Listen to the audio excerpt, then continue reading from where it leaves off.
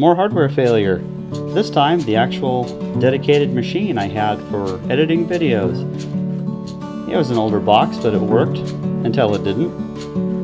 It locked up while I was using it right after installing a whole bunch of plugins for Ableton and Pro Tools. I spent 2 days working on various tools on this box, and then this happened. Not passing post, bunch of Christmas lights. Took it all apart. Being the seasoned IT professional that I am, I took it all apart and pulled the CMOS battery out of it. Obviously tried a different battery, different power adapter, threw some different memory at it, threw a new hard drive at it.